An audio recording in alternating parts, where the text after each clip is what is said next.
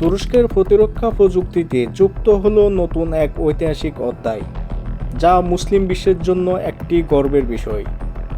Anadolu এজেন্সির প্রতিবেদনে জানানো হয়েছে, তুরস্ক সিনপ উপকূলে সফলভাবে সম্পন্ন হয়েছে যুগান্তকারী এক সামরিক পরীক্ষা।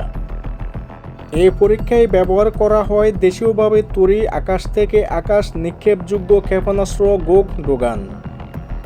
পরীক্ষায় ক্ষেপণাস্ত্রটি অত্যন্ত নির্ভুলতার সাথে উচ্চ গতি লক্ষ্যবস্তুকে আঘাত হানে। এর মাধ্যমে তুরস্ক মানববিহীন যুদ্ধবিমান কিজি লিলমার বিশ্বে এক অনন্য অবস্থান অর্জন করেছে। আন্তর্জাতিক বিশ্লেষকদের মতে এটি বর্তমানে বিশ্বে একমাত্র মানববিহীন প্ল্যাটফর্ম, যার আকাশ থেকে আকাশে যুদ্ধ সক্ষমতা বাস্তব পরীক্ষায় যাচাই করা হয়েছে। পরীক্ষার সময় কিজি লিলমার সঙ্গে একযোগে উড়েছিল 5টি F-16 যুদ্ধবিমান।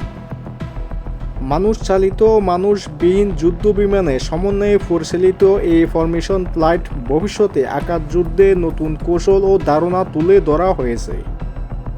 নিম্নে রাডার ক্রস সেকশনে এবং অত্যাধুনিক সেন্সরের কারণে কিজি লিলমার দূর থেকে শত্রু বিমান দৃশ্যমান না হলেও তা শনাক্ত করতে সক্ষম, যা একে আরও ভয়ঙ্কর ও কার্যকর করে তুলেছে।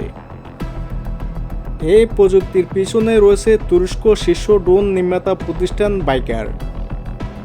2003 সাল থেকে সম্পূর্ণ স্ব-অর্থায়নে পরিচালিত এই প্রতিষ্ঠান বর্তমানে বিশ্বের ড্রোন রপ্তানিতে শীর্ষ অবস্থান রয়েছে।